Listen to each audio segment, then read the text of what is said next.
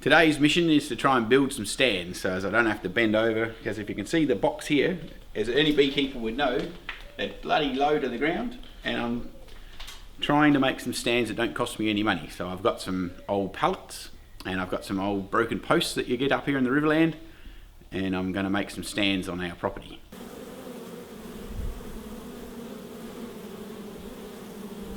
So these posts here in the Riverland are a never-ending supply, and the grape growers don't know what to do with them. So you can pick them up on the side of the road, and I thought they'd make ideal legs for my bee stands. So even though the posts are free, being a miserable prick, I like to get the best out of everything, so I just cut them in 3-foot lengths, which is basically in half. So it's pretty simple, very cheap little buzzsaw. Some of you professional people have got real ones.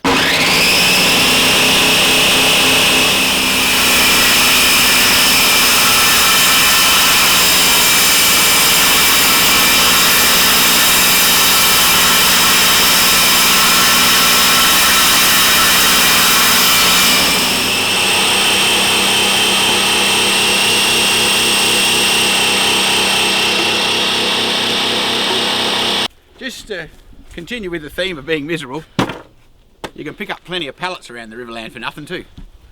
Even though they're getting more popular now, that there's all this crazy Pinterest pallet making crap. But I like to use them as my little stands. And it just happens to be rather convenient that if you cut them in half, they can get 2 out of 1 pallet. And here's one I prepared earlier. So you just cut them in half like this. And then obviously you're going to use the legs we just made, and we'll make a little stand, and the bee boxes will be up off the ground, and it won't have cost me a cent.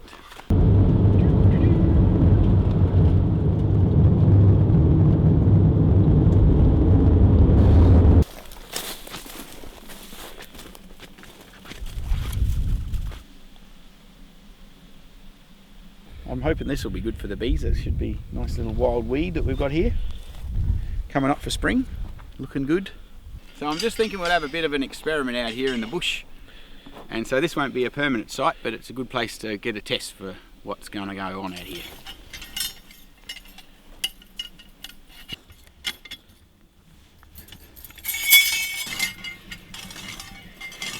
Of course it'd be much easier if you just had some Besser blocks, but they cost $5 each.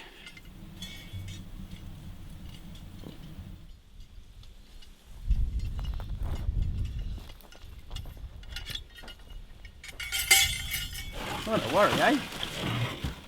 Things we do.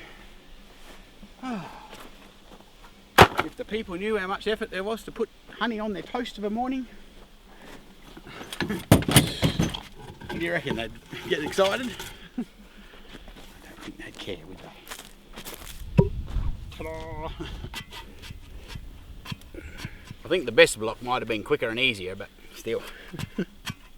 You only have to do it once, if you don't have to move them.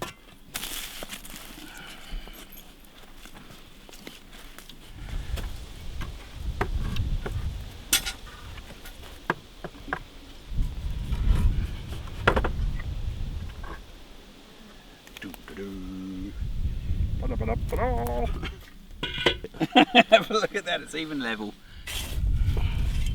Of course, they don't have to be bloody perfect anyway, so it's not like we're entering a beauty contest with them, is it?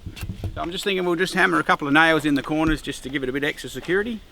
If you wanted to get real excited, you could get some big screws or something, but we just got these little nails for now and see what happens.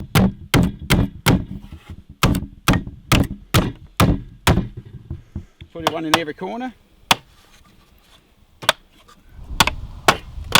I think I need a crooked hammer. I reckon that's pretty good.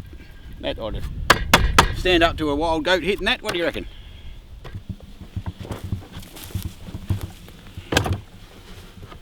You've got your hive at a nice height, so when you have your super on the top, well, that's pretty easy to take off and take your honey out. But when you want to work on your brood, you've just got it right at the nice height.